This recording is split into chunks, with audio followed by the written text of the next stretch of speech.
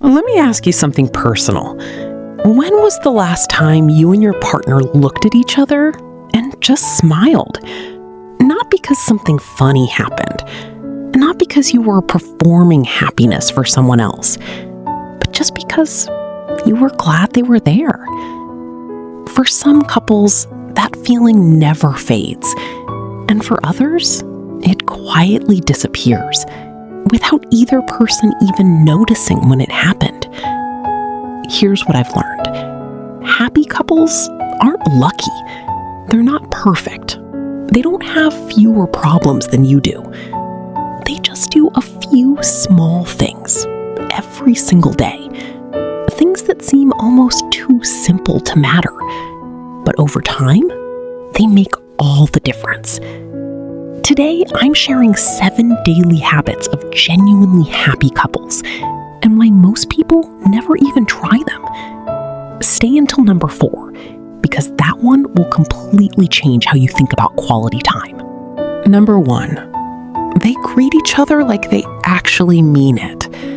This sounds embarrassingly simple, but watch what most couples do. One person walks through the door after a long day, the other one is on their phone or half watching TV and says, "Hey," without even looking up. That small moment, it tells your partner exactly where they rank in your world. Happy couples do something different. When their partner comes home, they stop what they're doing. They make eye contact. They smile. They ask about their day, and they actually listen to the answer. Relationship researchers call this a reunion ritual, and couples who practice it consistently report feeling more connected, more appreciated, and more secure. 6 seconds of genuine attention. That's all it takes to completely shift the energy of your evening. Number 2, they touch each other for no reason at all.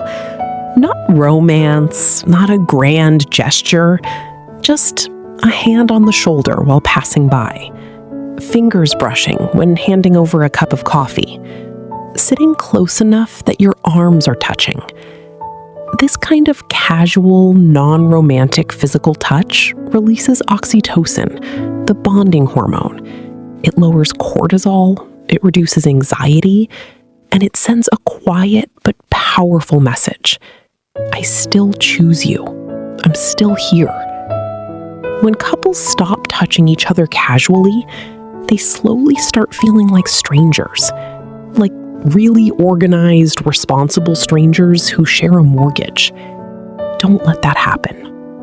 Number 3, they say the thing they're thinking. Happy couples don't just feel appreciation, they express it out loud, directly. Your partner cooked dinner after a brutal day at work. You noticed. You thought, that was really kind. And then you said nothing. That moment is gone. The happiest couples I've studied have one thing in common. They verbalize the little things. You looked amazing today. Thank you for handling that. It meant a lot. I was just thinking about you. These aren't big speeches. They're 5-second sentences, but they compound over time, like interest in a bank account. And their absence, that compounds too. Number 4, they protect their time together from their phones. Now, before you roll your eyes, this isn't about banning technology. Happy couples use their phones constantly. They're not living off the grid. But they have an unspoken agreement. When we're together, really together, the phone goes face down, or in another room, or on silent. Because here's what the research actually found. Just having your phone visible on the table, even if you never touch it, reduces the quality of the conversation. Both people subconsciously hold back. They don't go deep. They stay surface level. Because some part of their brain knows this person could be somewhere else in one tap. Full presence is the rarest gift you can give someone in 2025, and it costs you absolutely nothing. Number 5, they laugh together every single day. Not at a comedy show, not because something hilarious happened. Just they find the funny in ordinary life. An inside joke about the weird neighbor, a ridiculous voice they do for the dog, teasing each other about something only they would understand. Shared laughter is one of the most underrated relationship tools in existence. It creates a private world that belongs only to the two of you. It's a signal that says, "You're my favorite person to be ridiculous with." Couples who laugh together daily report significantly higher satisfaction, even when they're going through hard times, because humor creates emotional safety. It says, "We can handle this, and we can still smile about it."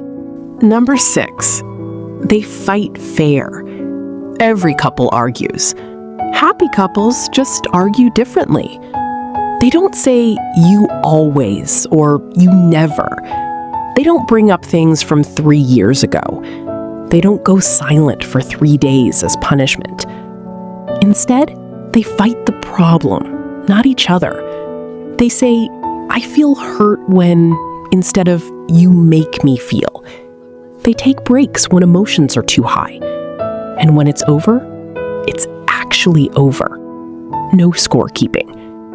Because they understand something most couples don't. Conflict isn't the enemy of a good relationship. How you handle conflict, that's everything. And number 7, they check in. Not just on logistics, but on each other. Most couples talk all day. Did you pay the bill? What's for dinner? Can you pick up the kids? That's coordination. That's not connection.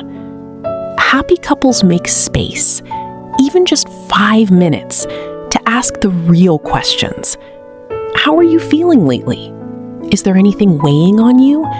Is there something you need from me that you're not getting?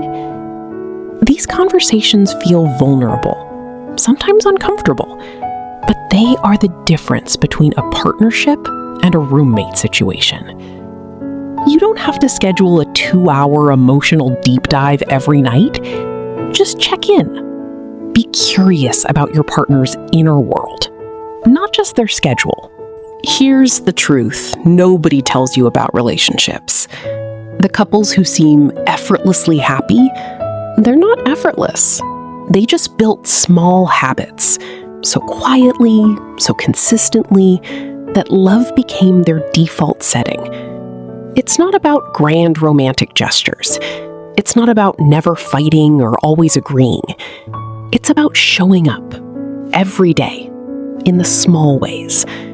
A real greeting, a casual touch, a spoken appreciation, a phone put down, a shared laugh, a fair argument, and a genuine, "How are you really doing?" 7 things.